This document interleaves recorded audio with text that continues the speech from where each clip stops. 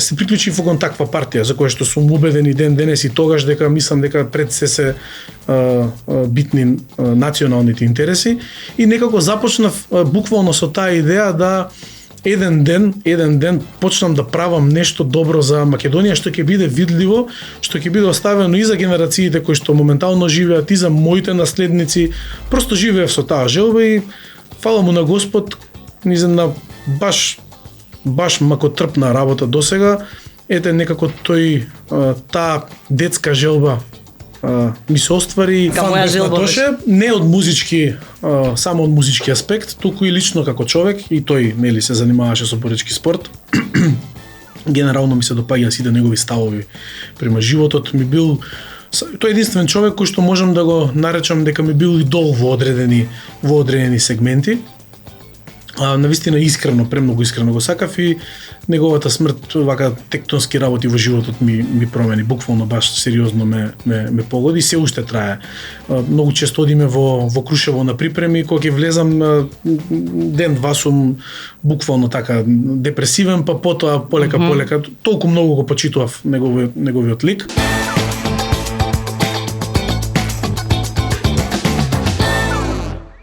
Во денешната раменка за успех имаме гостин кој навистина може да зборува за сопствениот успех. Како млад човек е навистина докажан и во сферата на спортот, но и во оној дел каде што носи многу голема одговорност и обврска како градоначалник на општина Бутел.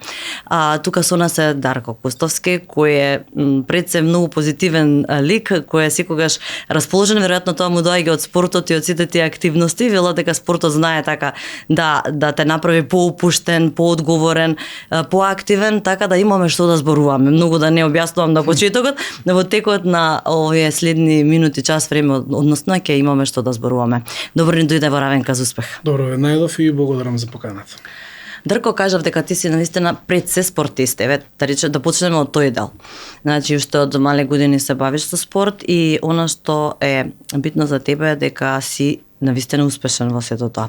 Како се гледаш сега од оваа перспектива? Равенка за успех што значи за тебе? Да почнеме со дефиницијата. Дали значи успехот во спортот, успехот како градоначалник, успехот во политиката, успехот како човек пред се во својот приватен живот? Како гледаш на успехот? Веројатно на последното што го спомена. Веројатно да се биде човек и најтешко, особено во денешно време и сметам дека можеби тоа е и најголем предизвик. Генерално зборот успех се обидувам да баш да не го третирам така директно и да го споменувам многу често, бидејќи станува збор за една специфична работа од аспект на тоа што често се мечува и се допира со гордост на еден човек, кој се каже јас сум успешен во тоа или во ова и мислам дека имам се уште време да го искажам тој збор за во одредено поле баш да биде така.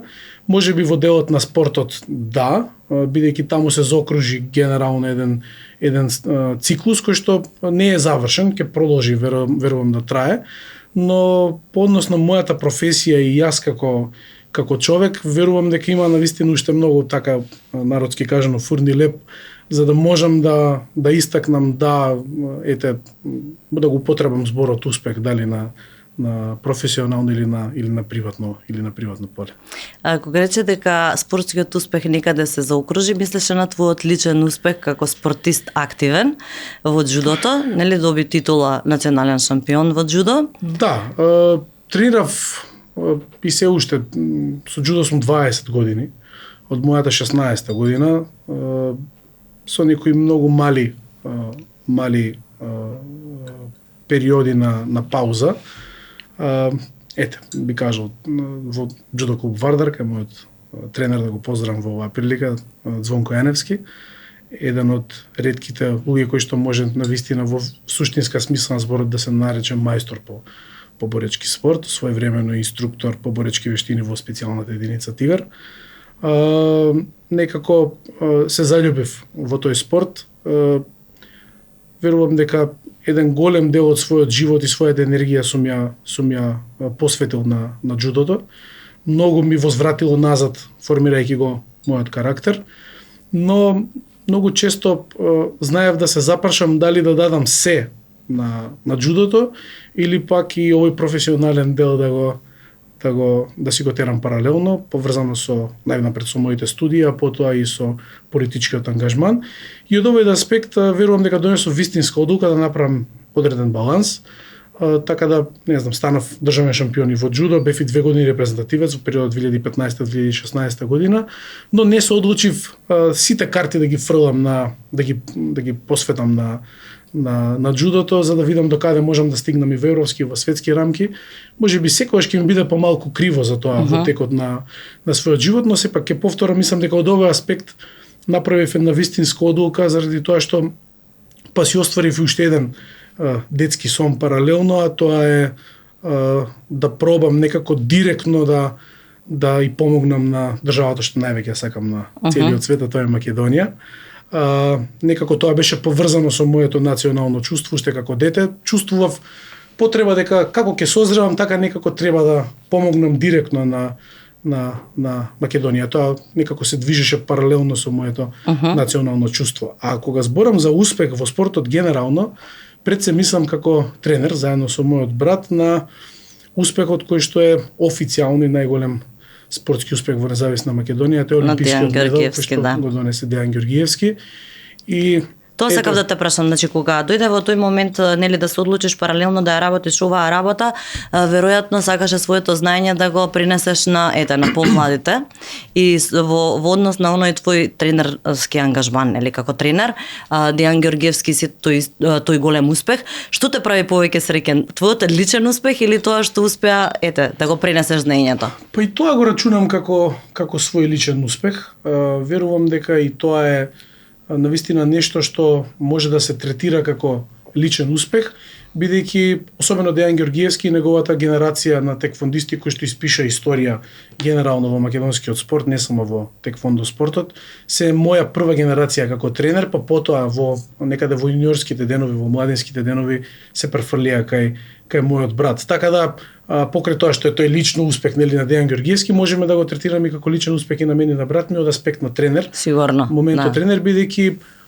некако во Македонија се занемарува тој момент на колку е важен тренерот во одреден процес, но најдобро тоа го познаваат спортистите, бидејќи баш тогаш кога им е најтешко, кога доаѓа момент да се откажете, особено во еден ваков олимписки подвиг каде што нема пардон, еден пеколен процес за кој што баш не може така едноставно да се објасни дури ни во една емисија, затоа долго време најавуваме веќе еден документарен филм, се надевам дека наскоро и ќе го снимиме да објасниме ни се што поминавме, така да ни стаа призма ако се гледа нешто до секако дека станува збор за еден заеднички успех кој што и како тренерите го предводеле во даден момент.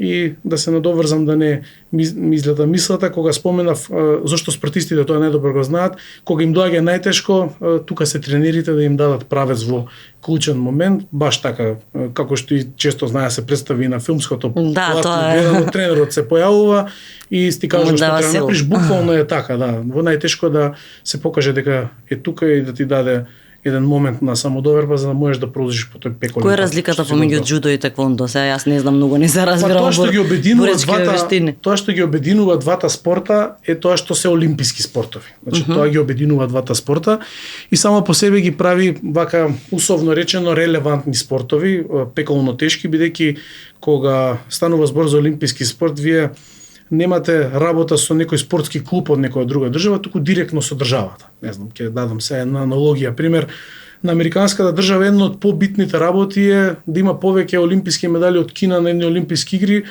побитна работа отколку многу други политички клучни процеси, на пример во нивната држава. Станува збор за докажување на државите и во таа смисла затоа велам релевантни, бидејќи конкуренцијата и начинот на судирање со кога е во прашање олимписки спорт е пеколно различен од било кој друг неолимписки спорт.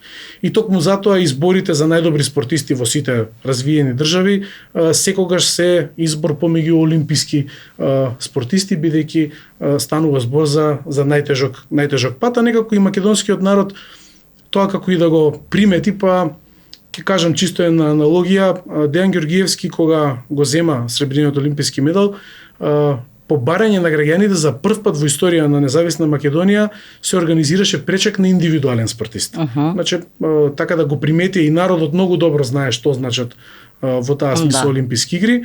Сега директно како спортови разликата е голема. Ги обединува тоа што се боречки спортови, ги обединува исто така тоа што се фул контактни боречки спортови, но теквондо се работи претежно со нози е круна на ножната техника. Значи буквално во светот на боречките спортови важи за највисокиот дострел што може да се постигне преку ножна техника, тоа е теквондо. Џудо е, за да им стане полесно сватливо на гледачите, слично на борење слободен стил, само е со кимоно, со облека. Борење со облека, исто така се работи до оборување на противникот или пак до одредена завршница со полуга или популарно кажано гушење на противникот. Ова не се едноставни спортови, веројатно треба и многу концентрација и многу фокус во моментот на самата борба и колку е голема можноста да се случи повреда, поголема и посериозна. За жал во овие два боречки спорта често можат да се случат повреди. Еве еден пример од тоа е Дејан Ѓоргиевски, има неколку скршеници во пределот на рацете, во пределот на нозете, но знаете што е олеснување? Олеснување е тоа што еден човек кој што се занимава со боречки спорт, со фул контактен боречки спорт, својата психа ја носи на малце поразлично ниво од останатиот дел на спортистите. Без да навредам ништо, јас сум љубител и на сите, буквално на секој спорт, но кога станува збор, вака би направил една паралела, кога станува збор за екипен спорт, спорт со топка, сепак станува збор за една игра. Да. Забава, каде што можно е да има повреди, но не ви е целта да го повредите противникот, туку напротив, гледате а не го повредите. Сега, во фул контактните боречки спортови како џудо и теквондо, условно кажано, но може и директно да се свати, вие сакате да го повредите противникот. Да.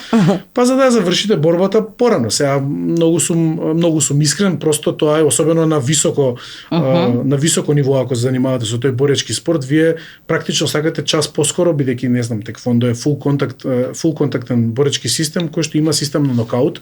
Вие може да завршите борбата многу порано доколку го нокаутирате противникот. И во таа смисла тука немате многу простор за игра. И затоа психиката на целиот психолошки систем кој што го има спортистот од боречкиот спорт, доколку се занимава особено со такво високо елитно ниво, е многу различно од сите останати луѓе. Ова не случајно го кажувам заради тоа што повредите кога ќе се случат, навистина треба да се случи сериозна повреда за време на борба за спортистот од боречки спорт да се откаже, дури е скоро невозможно. Ќе ви кажам една работа што многу ретко ја зборувам, или ќе ја кажем ќе ја кажам вечерва тука, но ќе ја кажем и во документарниот филм, но да чисто да симулира болка борецот. За разлика од други спортови кога знаете ќе се допрат па симулираат болка, тука е така заради тоа што не смеете да покажете слабост на противникот дека одреден дел од вашето тело ве боли бидејќи ќе ве нападне токму таму. Така да во таа смисла не знам, ќе кажеме на работа ова што го спомнав пред малку, Дејан Ѓоргиевски кога го освои првиот медал од европско првенство на U21 европско првенство во Бугарија, се здоби со скршеница на стопалото уште во првата борба и со скршено стопало, со фрактура на стопало, истера уште 2 борби до крајот на денот. Значи станува збор за болка која што доколку се случи, човек дури може да падне и во несвест, а тој со таква нога стигна до финале на едно фул контактно надпреварување во боречки спорт. Тогаш се погледнавме со брат ми и сфативме дека имаме работа со спортист кој што може да стигне до врвот на светот, така и беше. Браво. Значи, тоа е стварно и храброст и многу ме интересира оној психолошки момент после борба, доколку ја изгубиш борбата. Како се чувствуваш? Се чувствуваш ли лошо, поразено, гневно?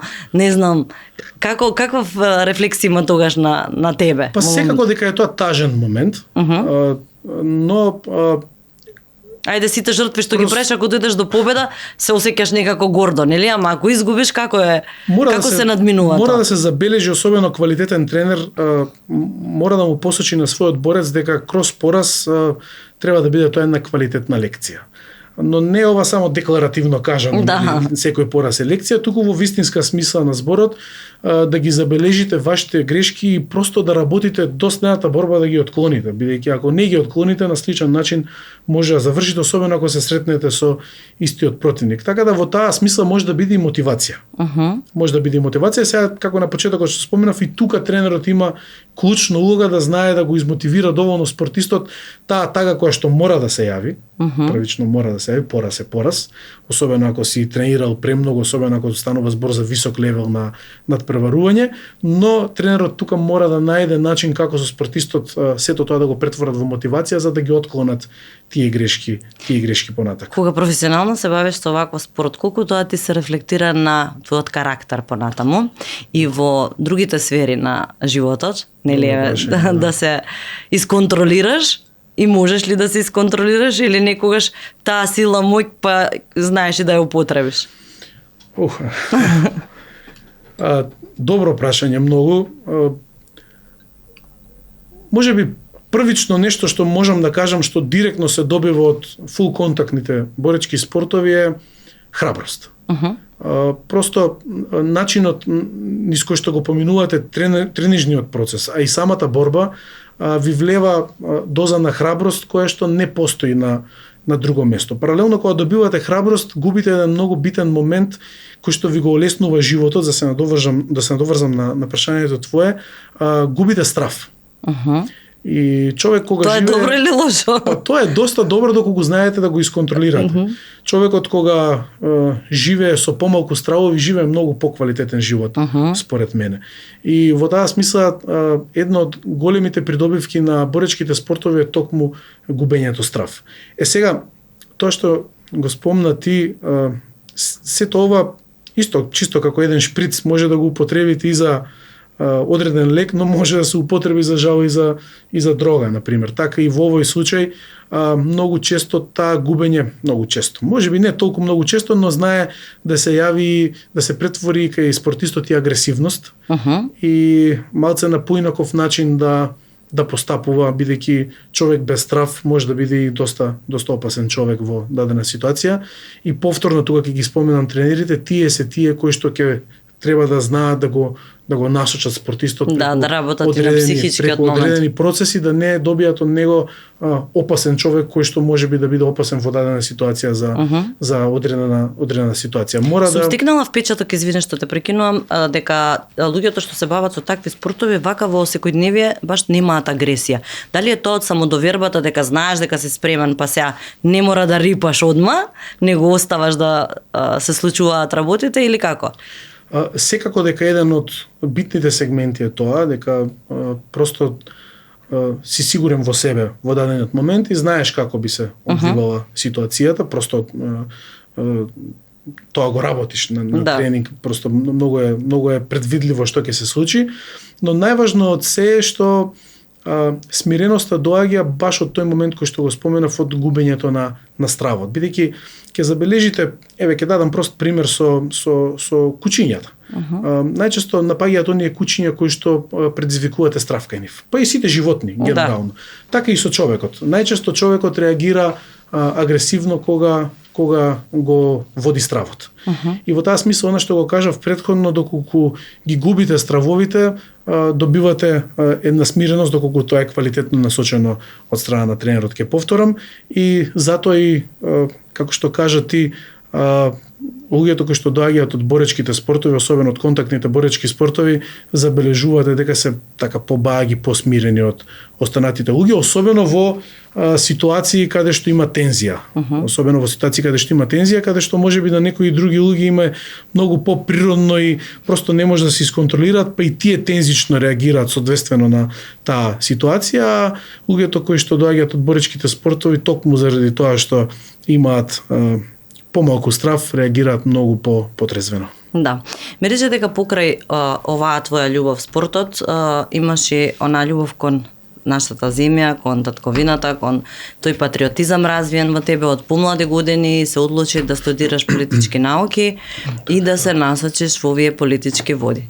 Беше пратеник, сега си градоначалник на општина Бутал, за твои 36 години многу успеси позади себе, тоа е веројатно дел од твоето заложување и амбициозност и веројатно затоа што ги работите со љубов и жар. Јас ќе кажам дека како градоначалник си забележан во позитивна смисла, па затоа и би сакала да тој момент да го опфатиме. Иако кога зборуваме за Равенка за успех не навлегуваме во сите тие политички агенди, во тоа како е, што е твојот став, меѓутоа самиот твој однос кон политиката и кон твојата одговорност пред се, кога си веќе таму и таму котираш каде што си. Морам да кажам, може ова веројатно прв пат го кажувам, љубов према политика ми се родило од многу рани години, баш од детство, некаде од основно училиште. Како? Што те мотивираше за тоа? Тоа што ме мотивирало никогаш не биле, не знам, тие светкави работи, дека се возат политичарите во некакви возила, дека носат одела и не знам што.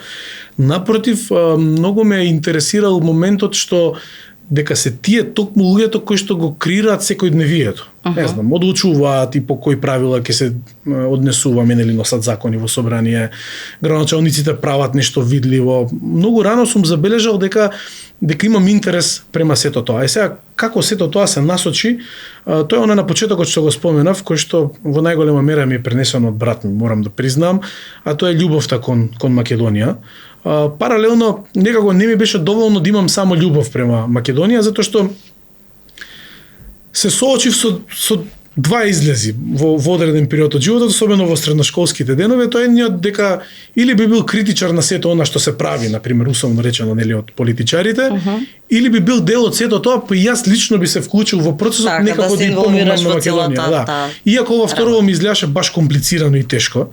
Сепак, јас сум човек кој што доаѓа од обична работничка фамилија, не се бавел никој од мојата фамилија сериозно со политика и така натаму, ми изгледаше како недофатно, како да е нешто невозможно.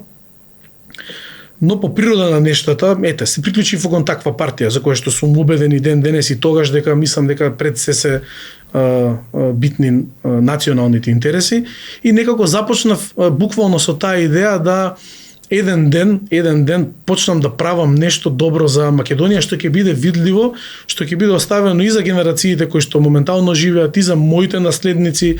Просто живеев со таа желба и фала му на Господ, низена баш макотрпна работа досега, некако таа детска желба ми се оствари баш сега, особено како градоначалник, имате можност буквално да градите работи кои што буквално со голо око се гледаат и некако гледате задоволни ликови кај граѓаните и просто она што го посакував некогаш дека директно нешто добро треба да направам за Македонија, сега го гледам на дело. Иако со ова е поврзано и олимпискиот успех. Можеби и тоа е за апсолутно да. И мене и брат ми круцијалниот момент кој што не влечеше да постигнеме за прв пат еден македонски спортист, македонец во независна Македонија да постигне таков успех и да направи нацијата горда, беше националниот момент што навистина едно чувство дека само Македонија, секој олимписки циклус, не знам, на Балканот само Македонија нема олимписки медал, не натера некако не измотивира максимално да го пружиме тоа задоволство исто така на нашите сограѓани. Така да би истакнал дека националното чувство и тој мотив навистина многу влијаеле кроз развојот на мојот живот. Супер, и интересно што така си некако нетипичен политичар, како да кажам. Можеби доскоро сме имале некоја слика за тоа дека човек кој се бави со политика треба да изгледа така краватусано со некое саковце. Ти си лик кој изгледа многу секојдневно, многу лежерно и комуникацијата ти е таква што е многу битно заради односот и комуникацијата пред се со луѓето од твојата општина. Зборувавме и баш видов на некоја твоја стори дека имаше ставено дека општината е избрана за најтранспарентната општина, нели? И што значи тоа уствари? Тоа значи директна комуникација со граѓаните и достапност на сите информации кои што произлегуваат од општината до граѓаните. Да, таа непосредност е дел од мене, просто сум така воспитуван. Моите родители баш се погрижиле да не воспитаат и мене и брат ми да бидеме непосредни, да бидеме нема таа крутост, нели? Апсолутно, да биеме подеднакви со секаков тип на човек. Кога кажувам секаков тип на човек, сметам буквално на секаков тип на човек. Сега да не набројувам за да не бидам грешно сватен, но буквално секој еден човек да го перцепираме како подеднакво важен и мислам дека навистина многу ни помага и на двајцата, особено мене сега како човек кој што е дел од политиката, да биде тоа многу лесно препознаено од страна на граѓаните како начин на комуникација.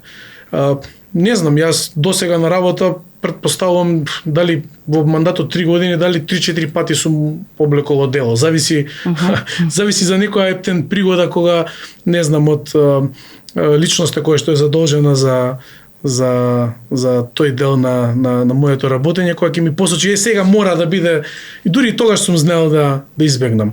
Не дека имам некакво посебно чувство, туку просто сакам да бидам дел од масата во даден момент. Не знам, ептен, ако станува збор за некој ептен официјален состанок, знам да доблечам одело, но мислам дека добро, конечно време е кога не мислам дека тоа е единствен начин да излезете од шаблонот. Сега имам ја многу голем број на мои колеги кои исто така си излезени од шаблонот, а знаат да носат често одела. Сега се фативме баш за оделата. Да, добро. Онаа представа за некој е баш шаблон. Али јас се чувствувам многу покомотно кога не сум такав формално некако облечен, не дај Боже па така формално да се однесувам официјално и така натаму. Не знам, ако дојдам на работа, влегувам од главниот влез, ако ќе видам човек пред општина, ако побара средба, веднаш ми ајде по мене, сакам да кажам, мора да се разбие таа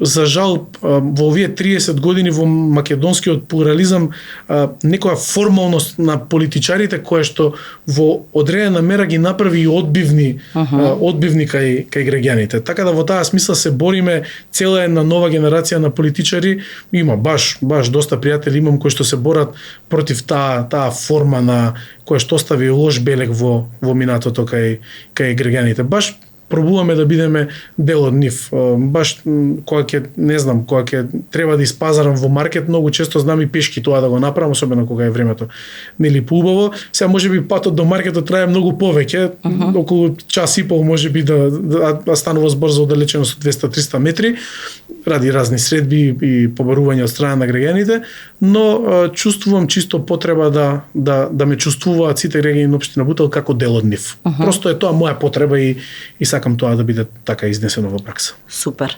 Баш е убаво тоа кога секој може да се изјасни, да си го каже мислењето на крајот на крештата, да се чувствува дека општината си е подеднакво негова, нели не може да го чувствува тој грч дека не може да го каже своето мислење, некогаш дури може да се случи да некој даде и добра идеја. Ја прифаќаш ли идејата кога некој како не, да. Нели човек кој не е инволвиран во тоа, ќе побара, ќе даде некој барање, ќе предложи нешто што можеби е на место. Тоа што бараш ли мислења така од луѓето? Тоа и да не барам ги добивам постојано. Добро. Но најчесто знам да се консултирам, да. Сега секој вторник ми е предодреден за средба со граѓани. И тоа е баш вака динамичен ден. Имаме по 60 на средби во денот вторник со граѓани кои што си закажуваат средба со мене. Секој што ќе закаже средба ќе има со мене. Добиваме навистина многу конструктивни идеи и дел од тоа што општина Бутел стана најтранспарентна општина на територија на град Скопје и целата скопска околина е еден од моментите кога креираме буџет, поточно кога ги креираме политиките за следната година. Тоа го правиме заедно со граѓаните. Имаме неколку јавни дискусии каде што се отворени, буквално доаѓаат сите граѓани, станува збор за долги исцрпувачки дебати кои што се преполни со идеи па и со критики од страна на граѓаните. Исто така формираме тимови, околу 20 на тима од страна на општината, одат буквално од дом до дом, од куќа до куќа во многу населени места, во сите населени места. Сега не можеме сите да ги опфатиме, но голем број од домаќинствата ги опфаќаме и буквално граѓаните се наоѓаат запрепастени кога ќе ви дојде вработен од општина и ќе ве праша дали имате идеја што може градоначалникот во текот на следната година да ја реализира. И навистина станува збор за голем број на идеи кои што во изминативе 3 години ни на крај памет не ми биле, а веќе се реализирани.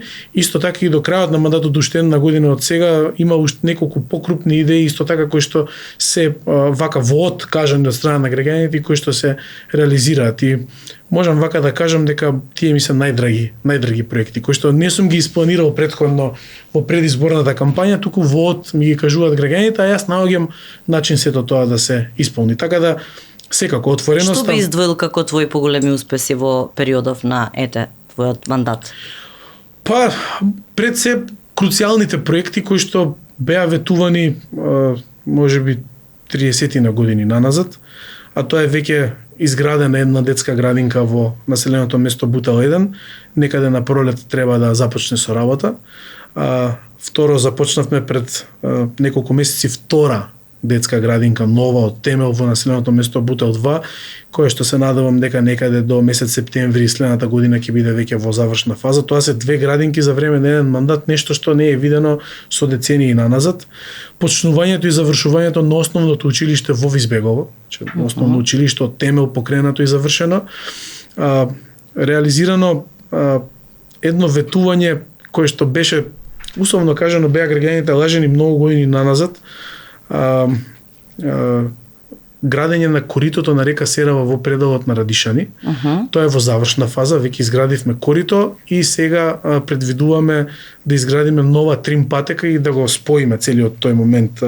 Некаде во должина од 2 километри корито и трим патека, која што ќе биде уредена најмодерно, за да конечно бутелчани имаат простор каде да рекреираат.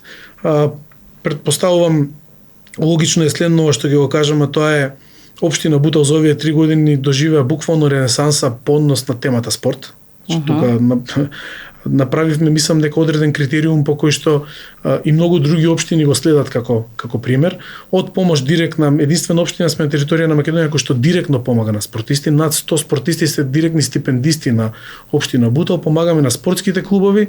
Изградивме над 15 спортски терени во период од 3 години. Браво. И до крајот на мандатот секој населено место ќе добие посебен спортско-рекреативен центар составен од фудбалско игралиште, кошаркарско игралиште, тениско игралиште, парковска содржина, детско игралиште, нешто што навистина ја промени сликата за општина Бутел. Така да покрај тоа, нели, голем број на улици, некаде до крајот на мандатот околу 150 нови асфалтирани улици. И сега да не се претвори се тоа во политички говор, али генерално станува збор за конечно сега после 3 години, до сега не се осудував, ете го зборот успех. Конечно сега можам веќе да кажам дека станува збор за еден успешен граначалнички мандат, супер. Иако има уште една година до крајот, но сосема комодно може да се спомене дека станува збор за успех. Добро, сепак сум знаел да го кажам зборот успех.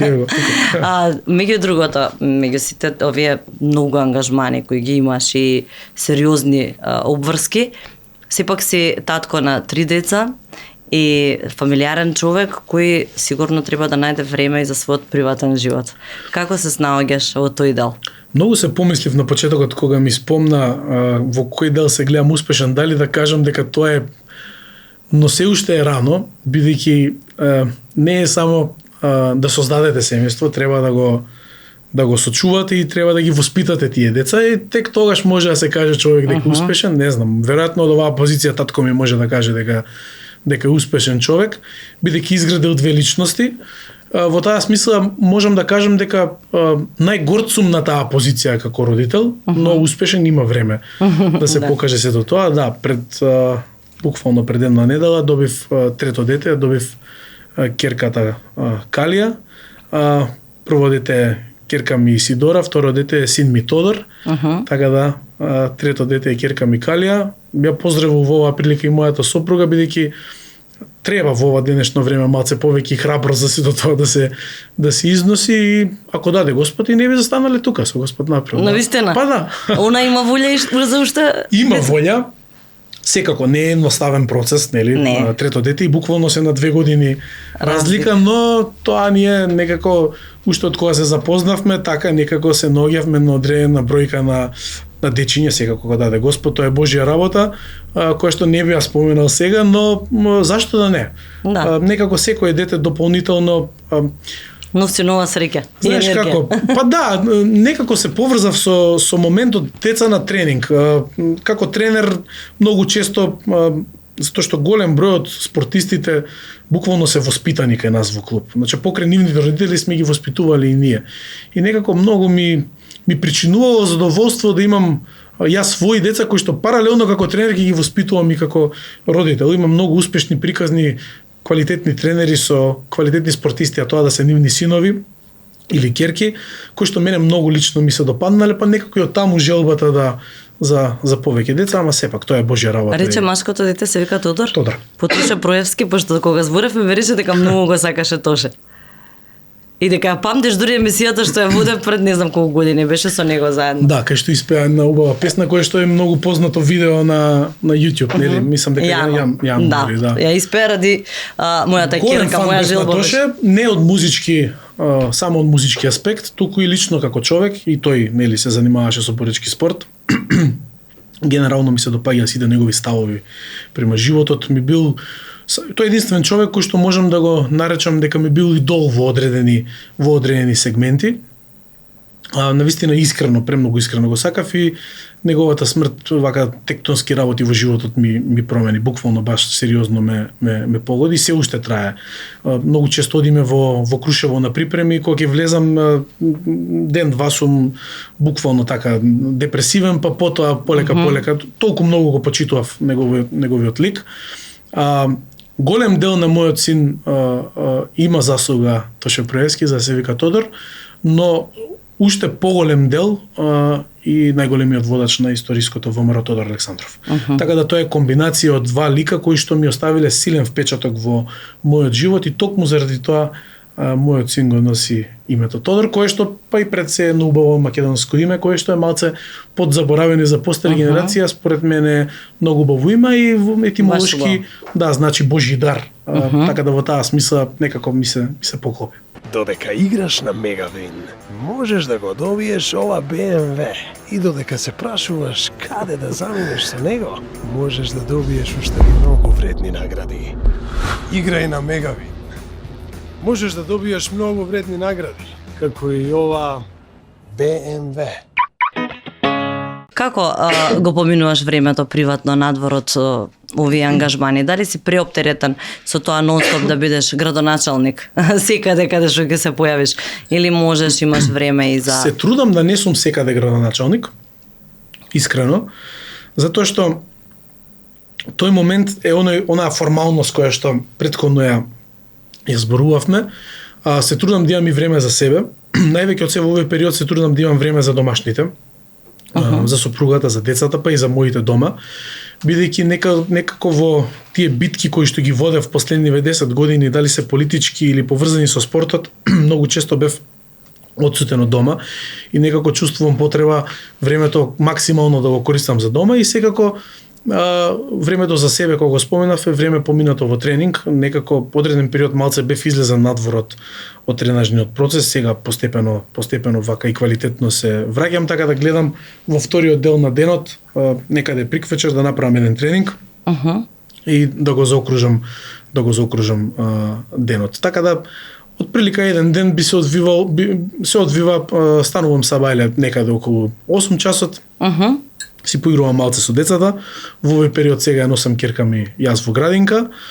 Потоа одам на работа, некаде до 17-18 часот, освен ако не заглавиме, некоја знаеме да заглавиме и повеќе, доаѓам дома, пак поминувам некој одредено време со најблиските и го завршувам денот со тренинг, секако со боречки спорт.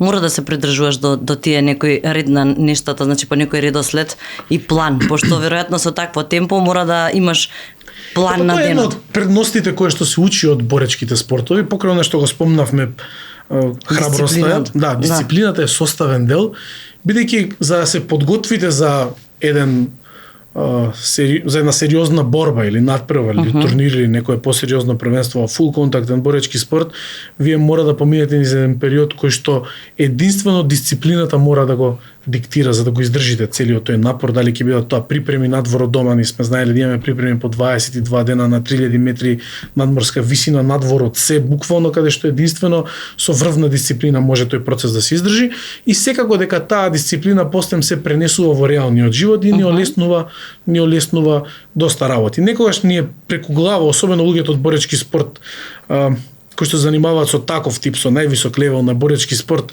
преку глава од тој војнички живот, постојан војнички живот кој што трае многу време, но сваќаме дека тој единствено и знаеме да го правиме во определен дел од животот и некако фала му на Господ па и ни олеснува многу процеси. Дали е тоа на професионален план, на личен план, знае да ни Сигурно олеснува. твоите деца кои ќе потпораснат ќе ги насочиш на спорт, предпоставувам. Тоа ќе биде една од првите работи кои ќе Искрено се ги направиш. барем од овој аспект, не знам како ќе биде, ако ќе потпораснат малце повеќе.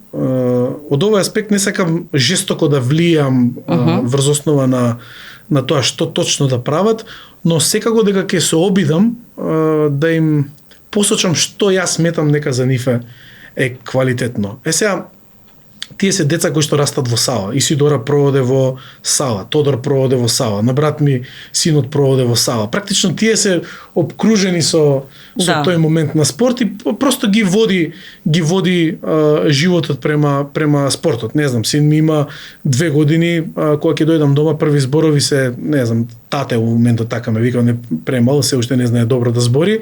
И вториот момент е бам-бам, тоа му значи да идеме на тренинг на боречки спорт.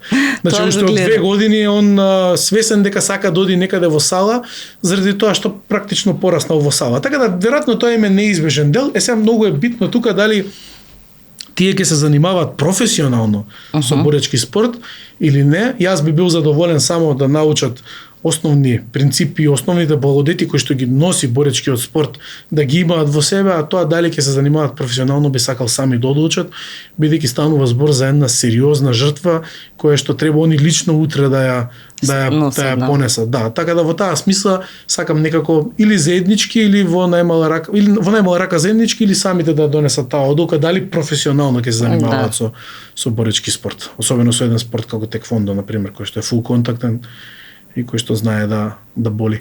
Да. Треба да се издржи. Да, треба да се издржи, во секој случај треба да се издржи. Кога се навративме па на борилачкиве вештини, самбо руската вештина, што значи тоа? Затоа што и во тоа имаше успеси, нели? Да, во тоа сме заедно со еден другар од џудо, со најдобриот џудист во историја на Македонија, тоа е Игор Станојовски, познат како Шате. Имавме еден предизвик, отидовме на државно првенство во таа боречка вештина и двајца станавме државни шампиони, да. Тоа е слична техника на џудо. Во горниот дел се носи кимоно, исто како џудо, а долу се носи облека слична на борење, слободен стил или грчко-римски стил, на квалитетна руска техника која што во Македонија си постои, отидовме, учествувавме на тоа и така станавме државни шампиони. Значи Дарко успеси еден куп има што до сега си ги направил. Што си поставуваш вака како цел? Со оглед на тоа дека на овие години веќе си поминал низ одредени функции значајни и си забележал спортски успеси, што како тренер, што лични твои, како спортист. Што е она што веројатно секој човек размислува на иднината кога веќе ќе дојде до едно ниво, што повеќе може да направи или каде себе си се гледа понатаму. Ти каде се гледаш себе си? И критичен ли си во однос на себе? Критичен ли си во однос на твоите блиски, нели? Или си пристрасен, не знам, како да кажам, кога е политиката во прашање луѓето некако своите работи си ги прифаќаат како исправни. Знаеш ли да си го кажеш мислењето, да бидеш нели онака да искрено?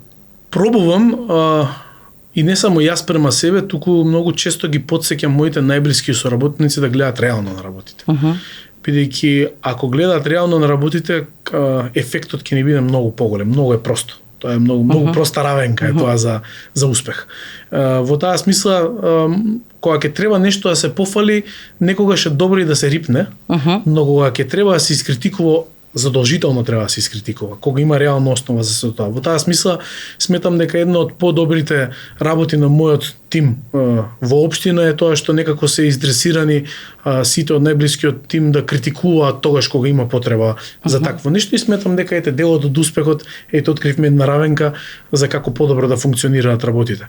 По однос на соништата, Прифаќаш критики? Мислам онака буквално реално? Или те иритира кога не, ти прифаќам критика, ќе бидам сега максимално искрен, знам некогаш да се изиритирам кога станува збор за неаргументирана критика и тоа е лош дел од мојот карактер и признам дека е лош дел од мојот карактер, ама спортистите знаат да се малце поимпулсивни луѓе и да реагираат малку на прва. Кога не е издржана критиката, знам, можеби тоа во себе ќе го сокријам, но знам така малце да се изнервирам, но кога станува збор за критика која што е издржана, може би, во дадениот момент малку може и да ме допре, но многу наскоро, исто како она претходно што го зборував за борбата, гледам сето тоа да ме измотивира за да го поправам, заради тоа што нема поента, поента, доколку просто се налутите на одредена критика која што стои, која што има аргументи во себе, вие ќе си нанесете дополнителна штета. Просто нема поента. По однос на првиот дел од прашањето, многу е незгодно кога ќе си ги остварите животните сонови многу рано. Олимпискиот успех стигна и го доживеавме. Политичкиот успех исто така. Не ми беше цел да станам пратеник, некако така се одвиваа работите, но станав пратеник, тоа не ми беше цел, но ми беше цел уште од средношколските денови да станам градоначалник на општина Бутел. И некако тие два сона многу брзо се остварија и се најдов во ситуација да почнам да размислувам што понатака по однос на соништата. Па многу скоро сфатив дека и не мора да имаме секогаш поодредени соништа, затоа што тие па сами по себе даваат и одреден притисок. Некогаш добро човек да си остави на времето како ќе се одвиваат работите, заради тоа што многу добро знам се додека не се оствари тој олимписки успех каков притисок. Чувствувам и исто така моментот да станам градоначалник, да не бидам тука погрешно сватен, никако не сум сакал да станам градоначалник заради градоначалничката фотелја или тоа не дај Боже, значи тоа не ми било ни на крај памет. Но за да направам од мојата општина, од мојата сакана општина Бутел подобро место за живење, да. И сметав дека тоа го можам и затоа така цврсто се решив да тргнам кон тој пат кој што фалам на Господ се оствари. И тука би споменал уште една работа. 2017 година јас бев кандидат за градоначалник на општина Бутел и изгубив на тие избори. Да? Да.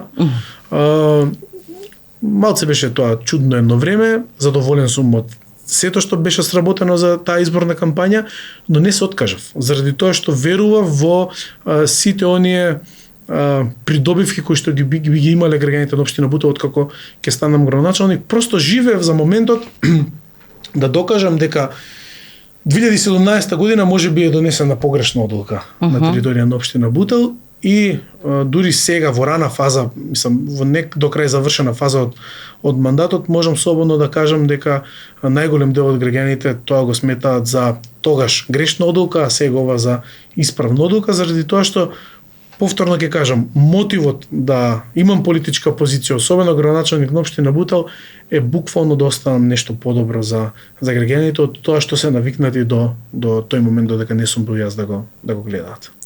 Кога си еве вака веќе на функција како што кажавме и викаш дека нели немаш некоја посебна цел, меѓутоа веројатно имаш очекувања од себе да тоа не застане тука. Можеби нели втор мандат, можеби нешто друго, како и да е, работиш на себе и на сето тоа. Одговорноста во однос на приватниот живот, кога ќе искочиш надвор и кога сакаш да се расположиш, да искочиш во кафана, некогаш да се опуштиш, ти стои ли тој багаж дека секаде секогаш мораш да бидеш по некој терк, да бидеш, не смее да те фатат во некоја ситуација кај што нели не ќе се каже нешто негативно и лошо. Стои ли тој терет? Сепак зборуваме за нели години кога луѓето сакаат малце повеќе и да се опуштат и да живеат и Па единствено нешто што вистински ме опушта е надвор од дома и од работата е контакт со спортот. Тоа ме опушта во вистинска смисла на зборот, а и некако кругот на пријатели кои што ми се најблиски се од боречкиот спорт. Бидејќи некако многу убаво, лесно, добро се разбирам со луѓе кои што имаат некакво такво ниво на размислување, сличен мајндсет на тој што е во мојата глава. Со кафани малце сум скаран, многу ретко, бидејќи не знам, има еден момент кој што ме е наследен од мојот татко, тој не е поврзан со спортот, пошто многу спортисти знаат и да конзумираат алкохол и прекумерно конзумираат. Јас и брат ми практично се немаме напиено капка алкохол до сега во нашиот живот и просто можеби заради тоа не ме привлекуваат кафани и диска и така натаму. Знам многу ретко ако има некако повод за некој мој близок пријател да отидам во кафана или во некој диско, те се сеќам кога последен пат, можеби пред 2 години имаше одреден настан и така натаму. Во таа смисла тешко е некој да ме фати на такво место и со некакво, особено со недолично однесување, бидејќи и не ги посетувам. Се опуштам на тренинг, како што кажав, се опуштам играјќи билјард, многу сакам да играм билјард. Се опуштам да погледам некој добар подкаст, сега во последно време особено тоа знам да го направам. Иако многу малце ми се задржува концентрација, ќе бидам искрен сега и многу ми е криво заради тоа, но знам да прочитам некоја добра книга. Тоа што знае често тие што ми се многу блиски да се насмеат, многу често се опуштам со некоја книга која што доаѓа од областа на политичката наука. Значи малце е тоа чудно дека со политика можам да се опуштам, но сепак тоа се два различни сегменти, дневна политика и политичката наука, така да генерално тие се работи и секако контактот и играњето со децата, со внук ми, тоа се моменти кои што се најскапоцени. Не само што ме опуштаат, туку ме прави задоволен. Мора да те пофалам тебе. Ти живееш многу како вистински верник по некои баш човечки правила кои се во денешно време многу запоставени и многу се поретко ги има. Баш како нормален човек, што е реткост века да се биде нормален од денешно време, толку. Па има многу луѓе кои што го почитуваат тоа. Тешко да се каже тоа голем мал. Се трудам да живеам по христијански принципи. Верник сум, но не можам тука тешка тема, особено тешка тема, тоа е веќе во длабокото. Сакам да пробувам секој ден да бидам се поблиску до тие принципи кои што ги оставил Господ Исус Христос, но тежок пат е тоа. Тоа е исклучително тежок пат, веројатно и најтешкиот пат кој што сум започнал да го одам во животот, особено кога се бавите со динамична јавна професија, особено во денешно време. Но се трудам и со помош на некои мои блиски пријатели кои што се подлабоко во верата, со помош на мојот брат, со помош на одредени други пријатели кои што навистина знаат подлабоко да дискутираат на темата духовност. Знам тоа да е дел од моето секојдневие и да пробувам што повеќе да живеам по тие принципи кои што се оставени од... Да, морав да го забележам тоа, затоа што навистина ми се допадна начинот на кој размислуваш и на кој ги практикуваш работите во животот и баш како вистински верник ми звучиш во смисла на тоа дека баш внимаваш на сите оние кодекси на животот и Маја, знаеш за респект тоа. Да, ти благодарам. Многу е важно што не се терам одредени работи да правам намерно заради оние принципи кои што ги споменав, кои што ги налага христијанската вера, православието, туку просто овие работи кои што ги набројувам, кои што се дел од моето секојдневие, навистина тие се тие работи кои што ме прават задоволен и среќен. И некако малце чудно, но наоѓам некогаш начин да ги спојам и задоволството и почитување на одредени принципи кои што во денешно време ги нарекуваме нормален човек. Баш тоа Тоше често знаеше да го каже, да, тешко е да се остане нормален и така натаму, особено во неговата димензија каде што, не знам, беа достапни многу работи, што беше вистинска поп звезда и во таа смисла да остане човек нормален е навистина навистина исклучително поголем предизвик. Порано не ми е било јасно кој ќе каже некој реткост е да си нормален, не и браво, ти си нормална или си нормален. Викам, како што значи тоа нормален, ама сега вака од оваа денешна перспектива, гледајќи колку животот знае да ти измести очарки, нели? Да ти направи одредени влијанија, многу е доблесно да се остане нормален во некои тие рамки на едно однесување со кодекси како што треба, значи коректно, да не се запаѓа во оние порочни моменти, во тие некои не знам, материјални хлапливости, не знам како да ги наречам, моменти кога се губи духовното, се ориентираш на она што е опипливо и материјално. Материјалните моменти се нешто што директно се коси со реалниот животен комфорт кој што треба еден човек да си го добие. И тука е тој баланс и тука е таа уметност на воспитување на децата. Затоа претходно споменав успешен родител може да се нарече само оној кој што веќе извел сериозни личности на пат и тука не знам, вистински примерни се мајка ми и татко ми, особено мајка ми во тој дел што успеала да не научи дека материјалниот свет и како е понебитен од оној останатиот, условно кажано духовниот свет и дека со едни квалитетни принципи на живот, тоа што е материјално секако ќе биде обезбедено, тоа беа зборови од мајка ми, многу добро се сеќавам и некако не научи на тој правец дека со квалитетна работа и со труд секако ќе си обезбедиме одредени материјални добра, но никако тоа да не ни биде приоритет. Никако да не ни биде приоритет, затоа што ако е приоритет таквиот начин на размислување создава голем товар и човечки немир кој што посебно тоа не носи во некои други сериозни кризи кои што не се добри. Што не се добри. Во таа смисла мислам дека доколку си решиме пред себе дека материјалниот свет не е наш приоритет, но тоа да го решиме суштински и реално, не тоа да биде декларативно кажано, многу ќе си олесниме по однос на пред се креирање на нашата личност генерално како луѓе, а понатака и ќе си го олесниме патот да немаме толку стрес. Дарко, навистина убаво ми е разговоров со тебе, убаво ми тече, заради тоа што се она што го зборуваш лично ми се допаѓа, а верувам дека ќе им се допадне на нашите гледачи кога слушаат еден човек со ваков начин на живот и практикување, поготово работата во која ти си, каде што е директно важно од тебе во твојата околина како функционираш и како имплементираш својата работа и размислување и затоа верувам дека твојата општина ќе има се повеќе успеси. Честитки до тебе и верувам дека нашите гледачи малце подобро ќе те запознаат од онаа другата страна, не само различни аспекти фативме вечерва, не само како не само како политичар и како спортист, него и ти како личност. Тоа беше поентата на нашата, поентата на нашава емисија Равенка за успех, заради тоа што луѓето се нешто што се денес, меѓутоа сите поменуваат низ одреден пат и амплитуди кои одат горе-доле, нели? И со кои треба да се носиш за да стигнеш до нешто во животот кое ќе те направи успешен. Колку ќе те направи успешен, тоа е релативно, нели? За секого различно.